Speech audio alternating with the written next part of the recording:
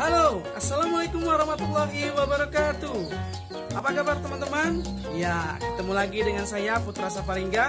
Seperti biasa, pada hari ini saya akan menjelaskan 3 kecerdasan lainnya. Yang kemarin kita sudah menjelaskan 5 kecerdasan berdasarkan dari teori Howard Gardner. Kali ini kita akan membicarakan 3 kecerdasan lainnya, yaitu kecerdasan kinestetik, kecerdasan intrapersonal, dan juga kecerdasan interpersonal. Bagaimana? Pada penasaran bukan? Ya, tentu. Kalau ingin pada tahu semuanya, jangan kemana-mana dan selalu tonton video ini. Baiklah teman-teman, mari kita simak video berikut ini.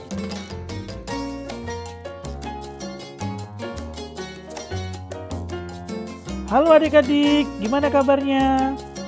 Iya, tentunya baik-baik saja bukan? Jangan lupa jaga kesehatan dan stay at home ya. Oh iya, Mr. Putra, terima kasih banyak atas kesempatannya telah memberikan saya, Bung Sapar, kesempatan untuk menjelaskan tentang 3 kecerdasan lainnya berdasarkan teori dari Howard Gardner. Nah, mau tahu? Yuk, simak baik-baik ya video kali ini.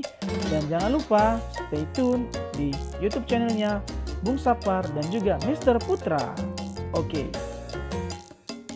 Iya adik-adik, langsung saja kita mulai penjelasannya ya.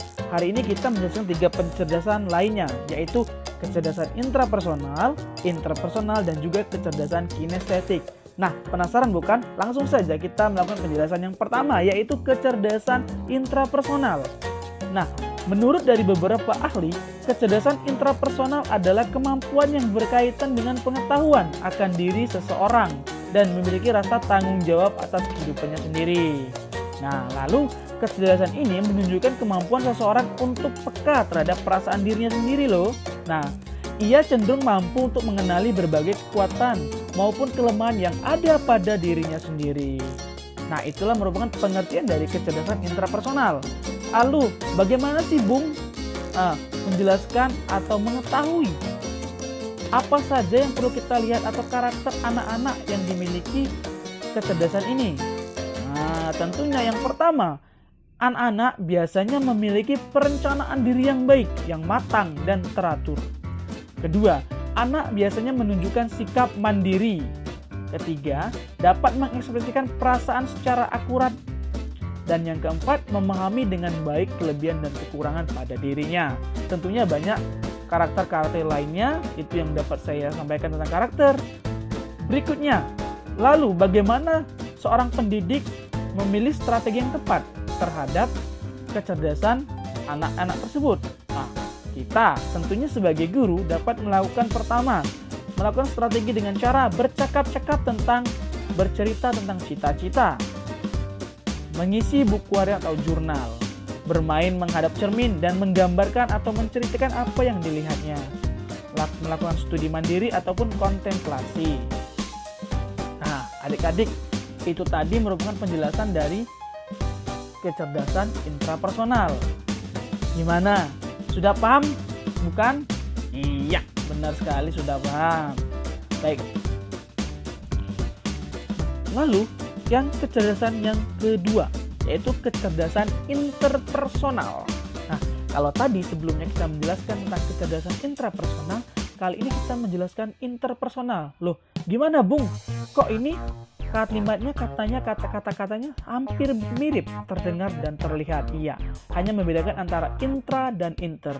Jangan salah loh, pengertiannya itu berbeda. Nah, kecerdasan interpersonal merupakan kemampuan untuk memahami dan bekerja sama dengan orang lain.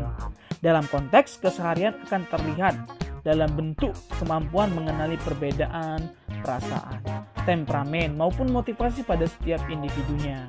Nah, karakter-karakter anak pun berbeda. Biasanya anak-anak itu mudah bergaul, memiliki 2 atau lebih teman dekat, mempunyai empati yang baik atau peduli terhadap sesama, dan juga senang menjadi pemimpin loh. Nah, lalu sebagai guru kita dapat melakukan beberapa strategi sebagai berikut untuk mengajar dengan cara yang tepat. Itu yang pertama, membuat peraturan bersama dalam keluarga melalui diskusi. Jadi berdiskusi. Kedua, melatih anak-anak menghargai perbedaan pendapat. Nah, ketiga, belajar mentaati antrian panjang dengan melatih kesabaran. Dan yang terakhir, mengajarkan anak untuk mengucapkan terima kasih dan minta maaf sesuai dengan konteksnya. Artinya, kita harus tahu kapan mengucapkan terima kasih dan kita juga harus tahu kapan untuk mengucapkan meminta maaf. Nah, teman-teman, itu merupakan kecerdasan interpersonal. Tadi sudah kecerdasan intrapersonal, ini juga sudah interpersonal. Berarti yang terakhir, yang ketiga, kecerdasan kinestetik. Nah, kecerdasan kinestetik adalah kecerdasan yang mencakup bakat dalam mengendalikan gerak tubuh. Yang ketiga berarti yang berkaitan dengan gerak tubuh kita. Dan keterampilan menangani benda, misalnya kemampuan menari, keterampilan olahraga, dan juga sebagainya. Nah, tentunya karakter-karakter ini sangat mudah untuk dikenali oleh kita semua karena dia bersifat kinestetik, bergerak.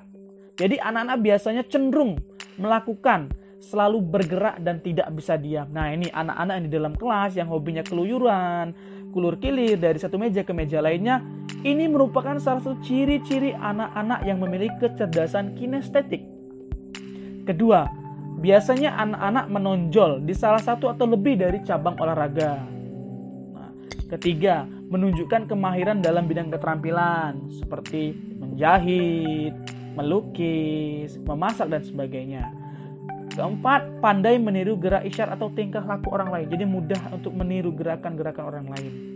Dan berikutnya atau terakhir itu suka membongkar pasang barang. Wah, yang hobi anak-anaknya di rumah ketika sudah dibelikan mobil baru, mainan baru, robot baru, tahu-tahu udah dibongkar pasang oleh anaknya. Ini merupakan salah satu tanda dari kecerdasan kinestetik. Lalu, bagaimana sih Bung kita sebagai guru untuk dapat memilih strategi yang tepat untuk mengajar kepada anak-anak yang super sekali seperti ini? Loh, jangan takut, jangan khawatir. Ada banyak sekali strategi yang dapat kita pakai.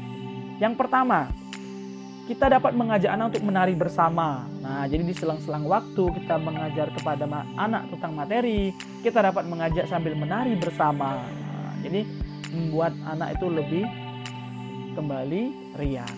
Kedua, bisa kita mengajak bermain peran atau bermain drama, atau juga kita olahraga sekali-sekali, ataupun kita menunjukkan gerakan orang lain. Jadi kita pilih beberapa anak maju ke depan, satu anak menggerakkan tubuhnya dan satunya menirukan gerakan tubuhnya. Nah, seperti itu. Dan peraturan itu tergantung dari guru tersebut mau bagaimana hukumannya atau hadiahnya dalam sistem menirukan gerakan tubuh orang lain. Dan juga biasa melakukan puisi pantomim. Wah, keren bukan? Nah, oke teman-teman atau adik-adik semuanya, itulah tadi penjelasan dari saya Bung Sapar. Oh iya, tadi belum berkenalan ya di awal. Oh iya, perkenalkan dulu, nama saya Bung Sapar. Saya merupakan teman dari Mr. Putra. Iya. Nah, lalu apa yang dapat kita simpulkan pada hari ini? Nah, bahwasanya sesungguhnya sama seperti kesimpulan sebelumnya, setiap manusia itu memiliki kecerdasan tersendiri. Bisa 1, 2, atau lebih. Nah, jadi kita sebagai seorang pendidik harus pandai-pandai memilih strategi yang tepat. Dan juga kita sebagai pendidik harus mampu ataupun memahami setiap kecerdasan itu. Jadi apabila kita sebagai seorang guru atau pendidik mampu dan memahami dengan baik tentang kecerdasan itu, maka kita akan dengan sangat mudah menguasai lingkungan dalam kelas ketika belajar, memahami anak dengan baik, dan juga bagaimana kita memberikan motivasi yang tepat kepada anak-anak tentunya. Iya, itulah yang dapat saya sampaikan tentang kecerdasan pada hari ini, yaitu kecerdasan intrapersonal, interpersonal, dan juga kinestetik. Semoga apa yang dapat saya sampaikan pada hari ini dapat bermanfaat bagi kita semua, dan jangan lupa untuk selalu mengikuti channel kami, yaitu Mr. Safari atau Mr. Putra Safari dan juga Bung Sapar, sehingga di video selanjutnya kalian akan menemukan video-video yang bermanfaat lainnya. Iya, saya akhiri dan saya kembalikan kepada rekan kita Mr. Putra Saparingga. Wassalamualaikum warahmatullahi wabarakatuh.